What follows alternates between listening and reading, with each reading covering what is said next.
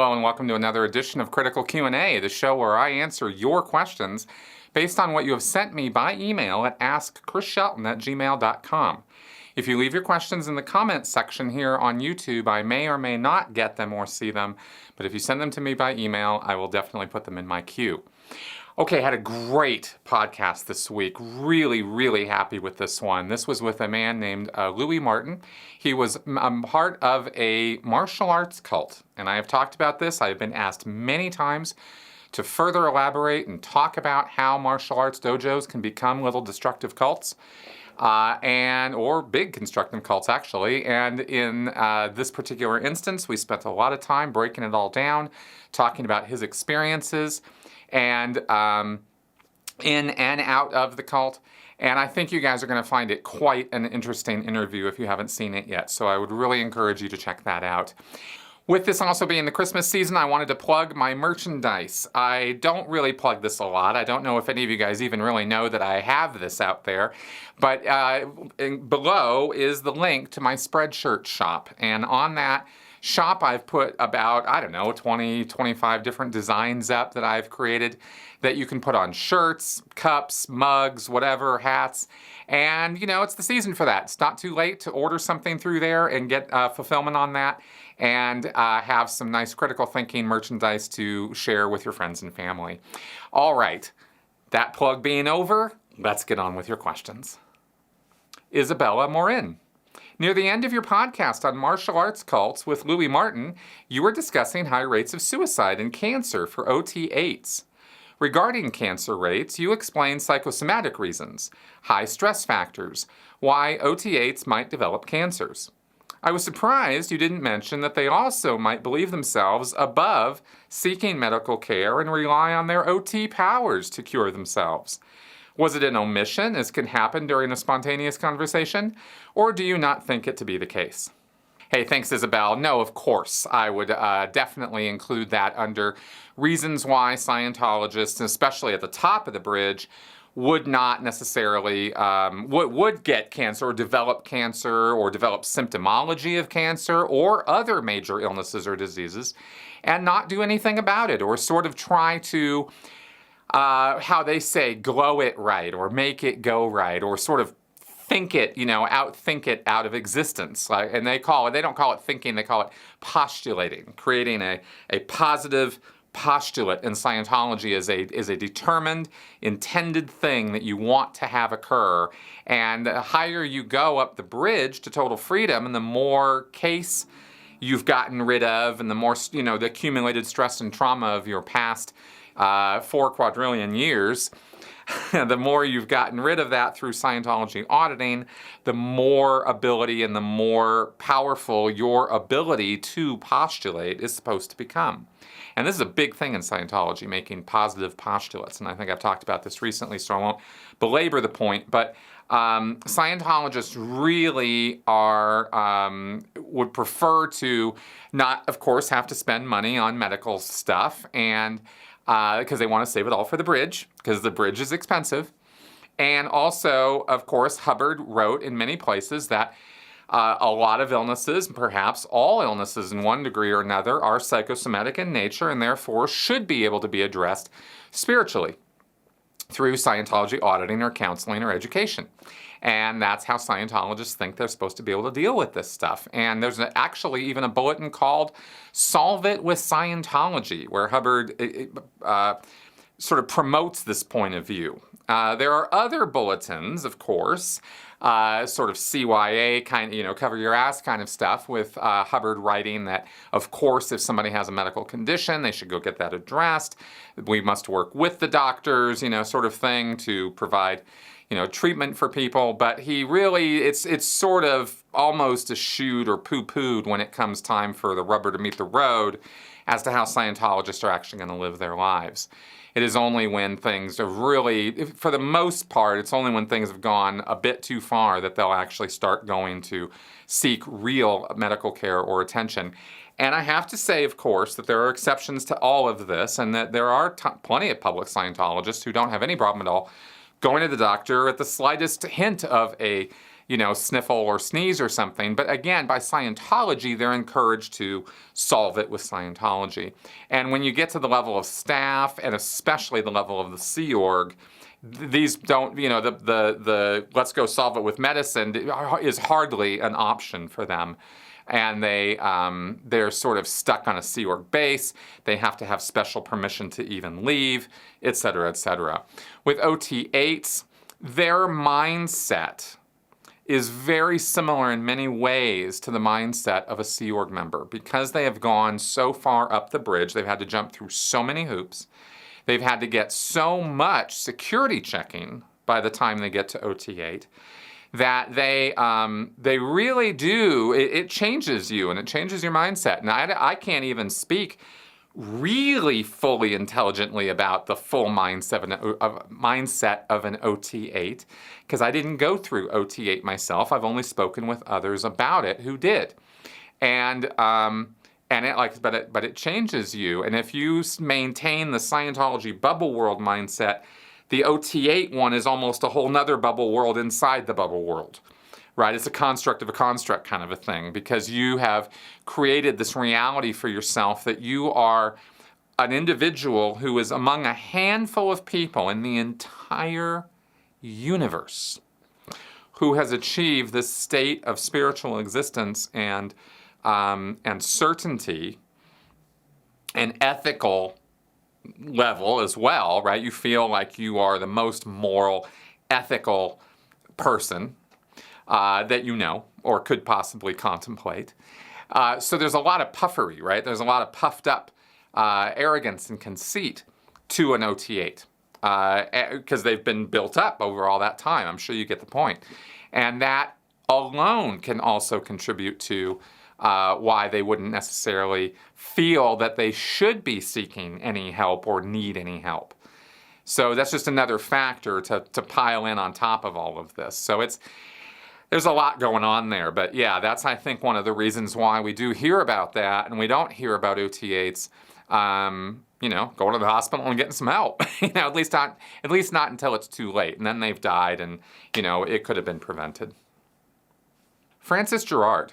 Does the appointment of Kha-Khan really exist in Scientology? And if so, does John Travolta have the right to kill people? All right. This I have seen answered in other places. I don't know that I've ever taken it up. I might have mentioned it once or twice in the past, but I thought I would actually print out the actual issues from Hubbard on what Kha-Khan is and what it means. And I'm going to talk about Scientology ethics and justice here, okay? This is only a couple pages. I'm not going to read the whole thing.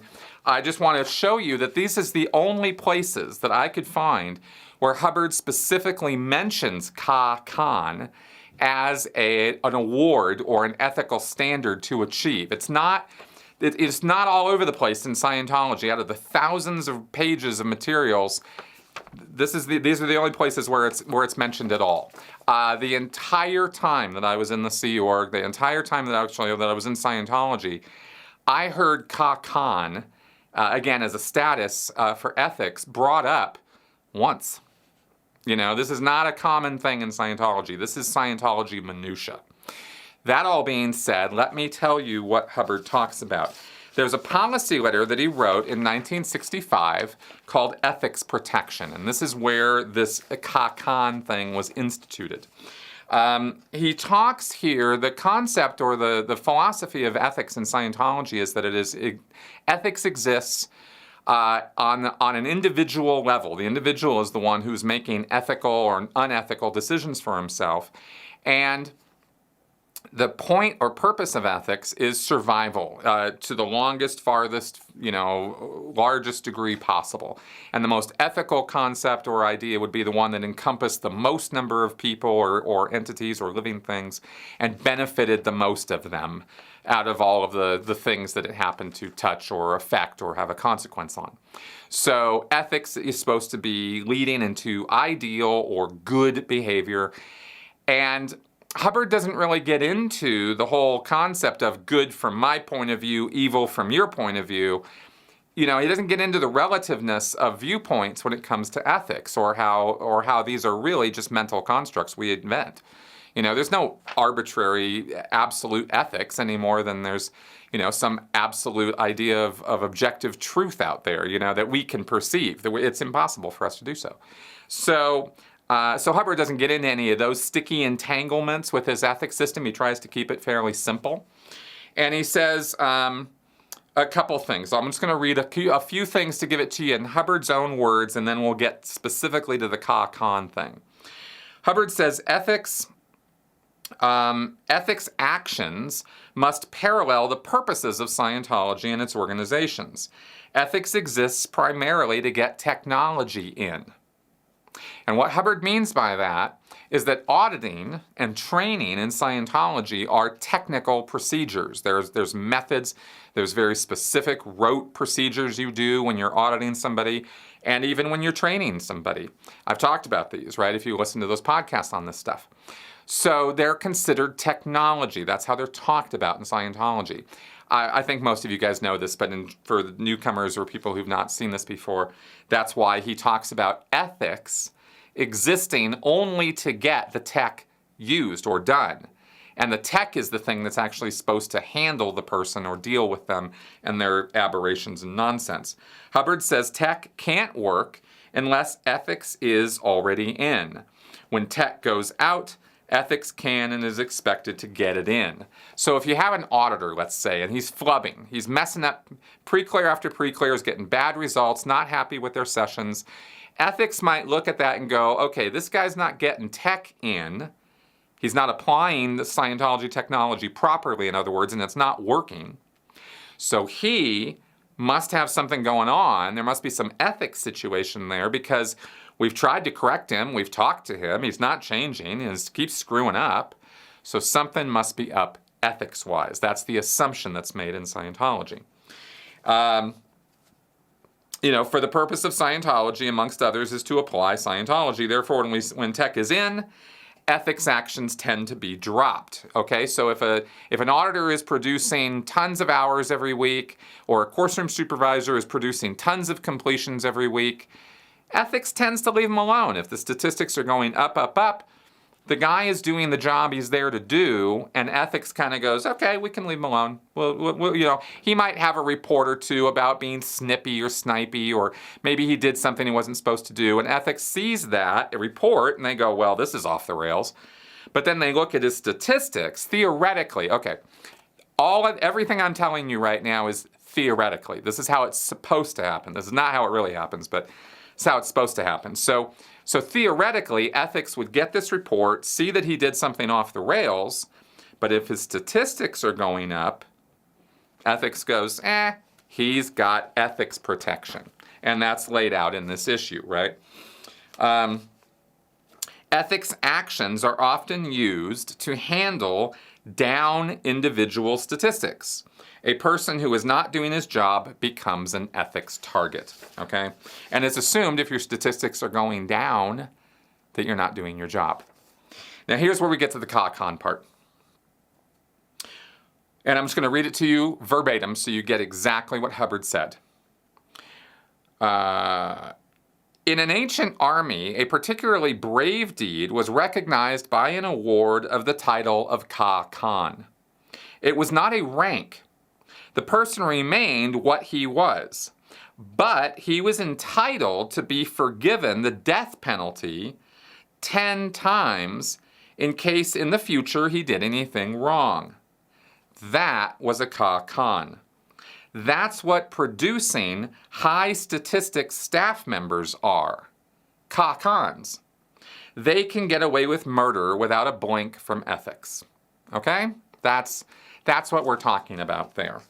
And then there's piece of paper number 3 here was an addendum Hubbard wrote called Kha-Khan, and this was put out in May of 1982, and it says the title of Kha-Khan signifies a person who is a consistently producing high statistics staff or crew member or executive. Such people are valuable. A Kha-Khan title is likewise valuable and should not be taken lightly, nor should it be awarded lightly. Now, I want you to also note here that he specifically said that it refers to a high statistics staff member or crew member or executive.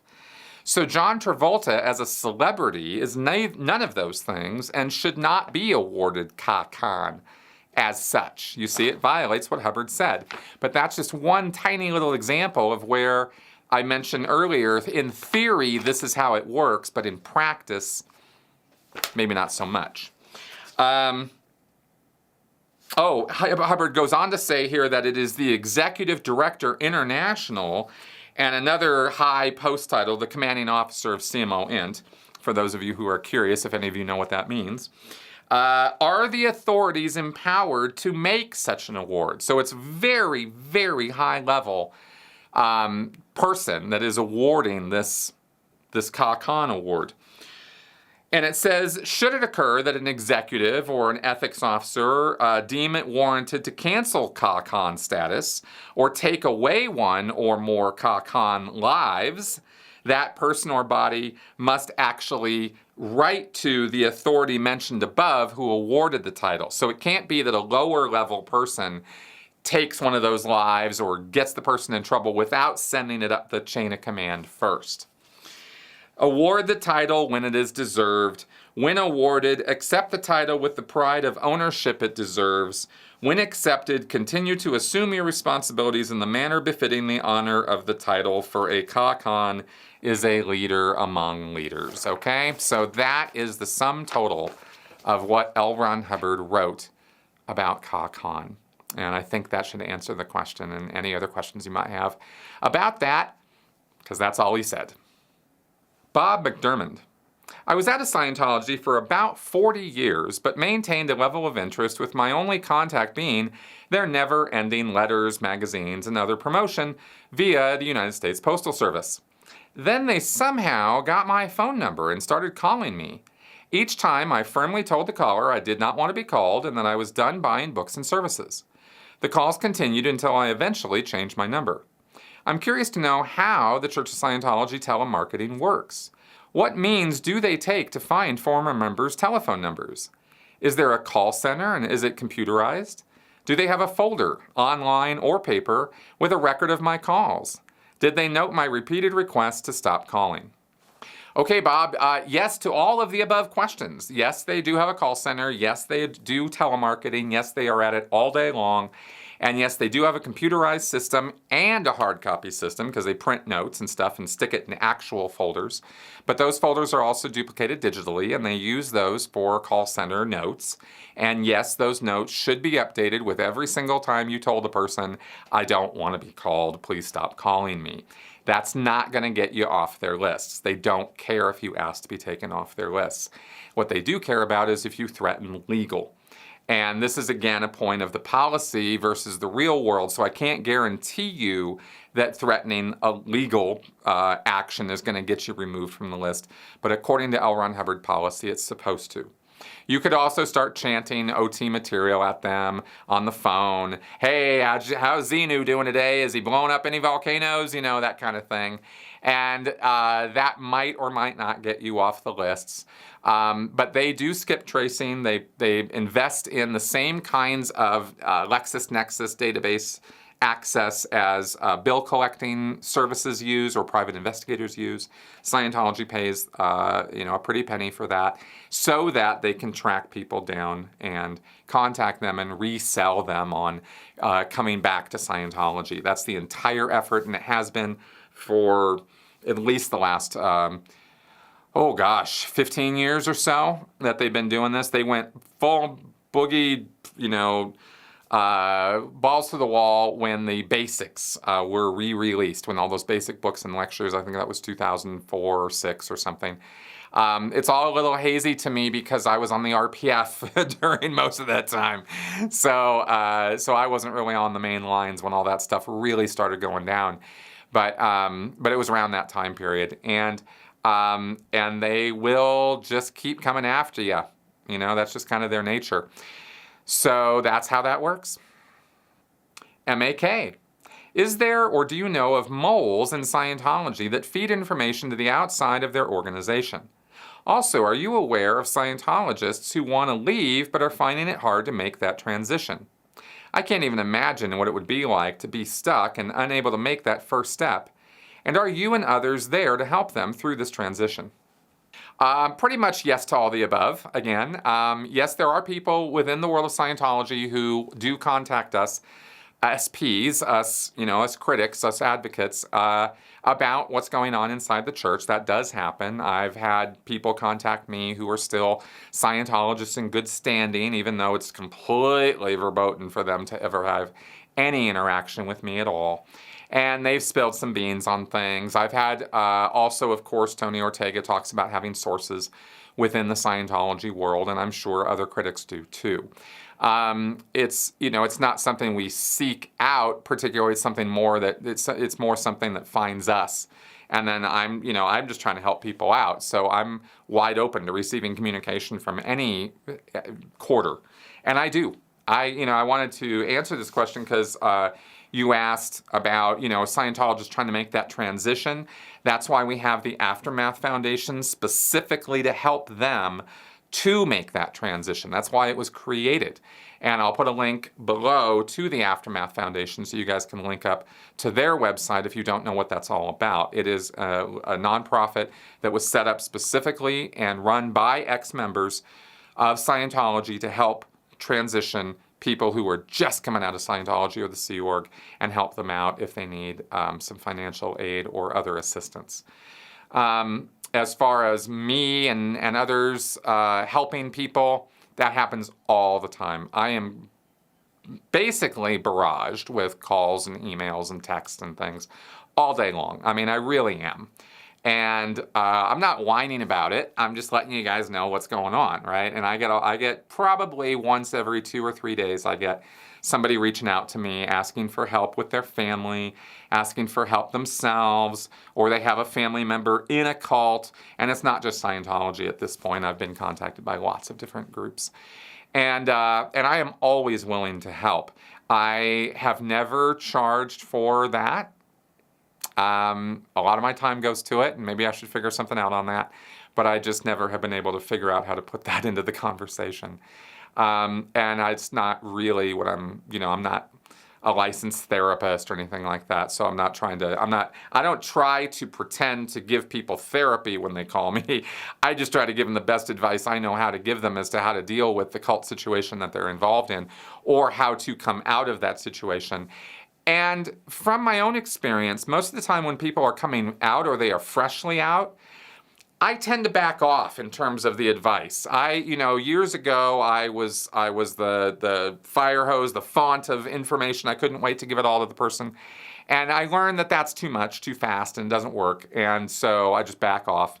And I say, look, when you're ready for some information, contact me. I'm more than happy to help direct you in certain directions that might help give you some advice or direction on certain things you're running into.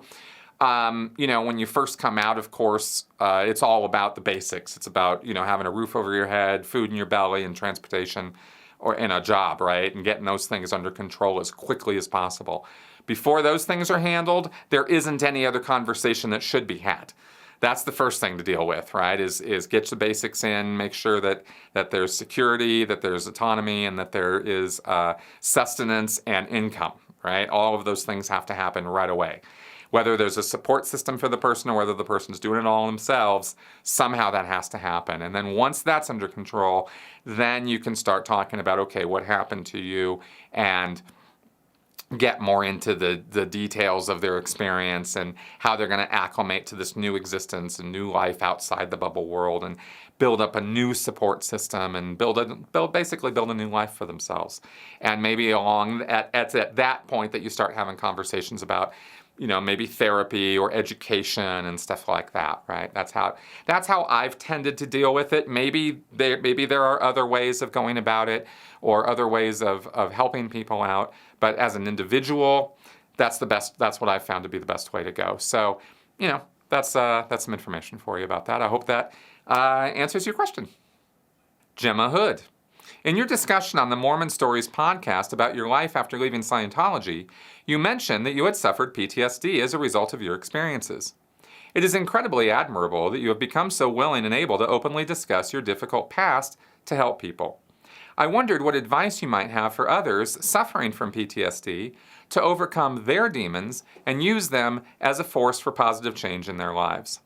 Okay, well, here's a chance where I get to give a little bit of advice, like I was just talking about in my last answer. I don't know that I have any kind of special lock on this at all, other than I have the gift of gab. I talk, and I don't have a problem talking. I communicate quite readily.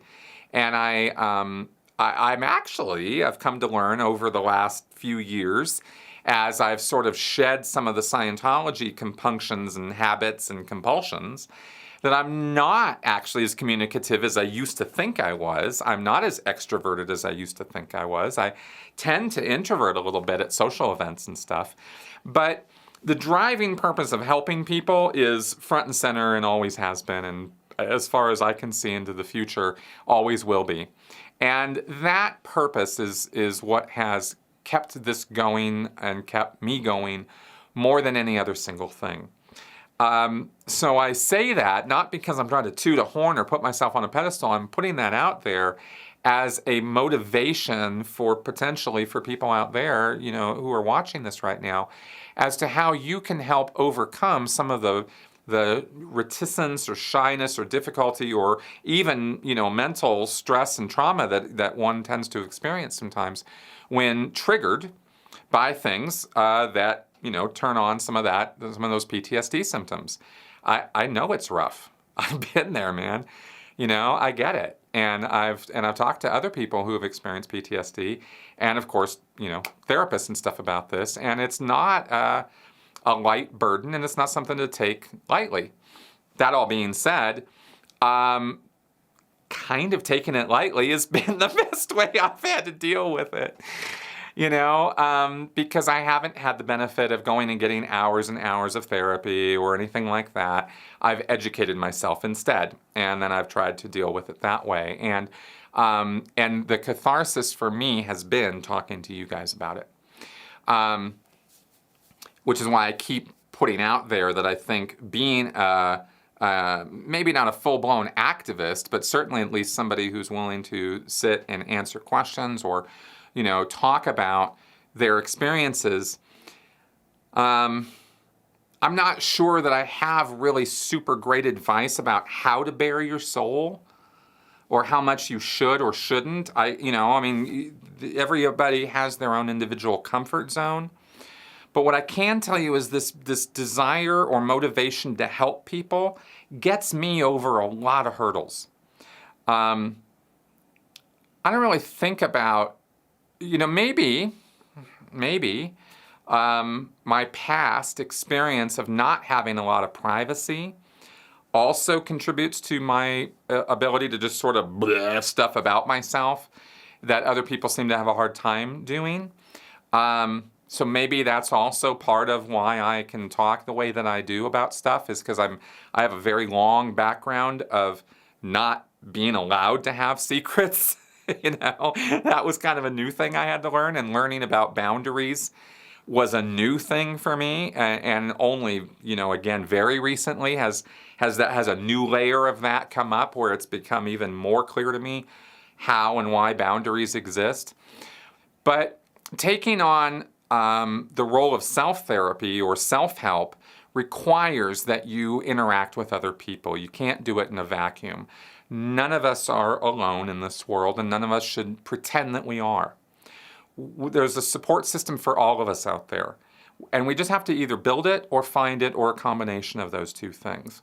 We tend to start with family. Sometimes that's helpful and useful. Sometimes family are triggering and more harmful. But maybe there's even some remote family member or some, familial connection that's not so triggering, not so bad. And if you can glom on to something that's already there as a support structure, it's a good idea to do so if you can. Within limits, of course, and avoiding toxic relationships or toxic connections, because that's the last thing you need. In other words, you wouldn't want to come out of a cult like Scientology and go to your family if the family members kept telling you every day what a fucking idiot you were for being a Scientologist all that time. That's not helpful.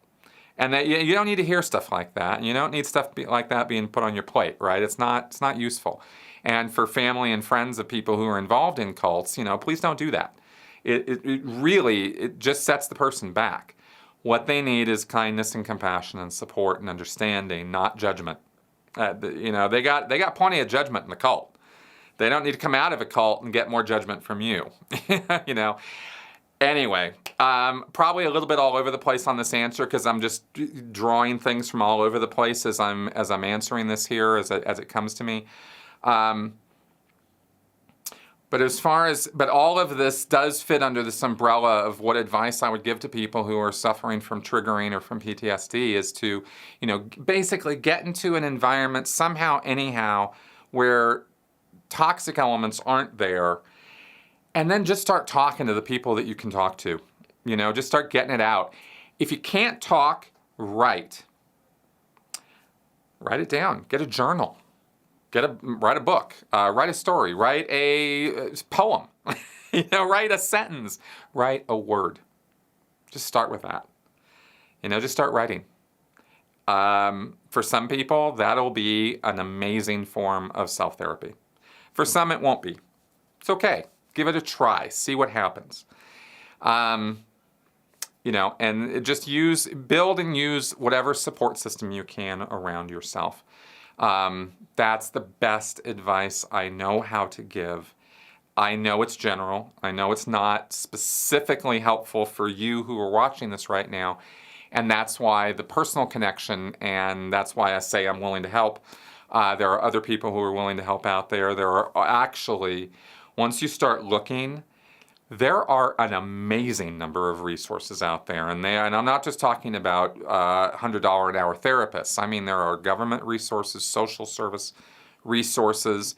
When I did some suicide prevention training here in Colorado, I was blown away by the 2-page small print number of places I could call to get help if I was feeling suicidal.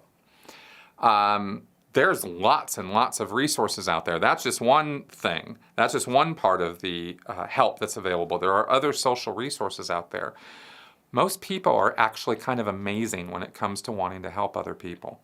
If you get past all the baloney and nonsense, people are actually pretty kind and pretty amazing. And that's still true today. I still firmly believe that. So overcoming your own inability or unwillingness to ask for help might be one of the first biggest barriers, but please trust me when I tell you that it is a necessary barrier to get over, because it is there are great benefits to be reaped by asking for some help, and that's anyway. I hope all of that did something useful. It was a lot. Like I said, I was kind of all over the place there, but I hope that advice is somewhat informative and helpful, and I'm sure I will talk about this more again in the future. But thanks, Gemma, for asking about that. I'm glad I got a chance to talk about that a little bit.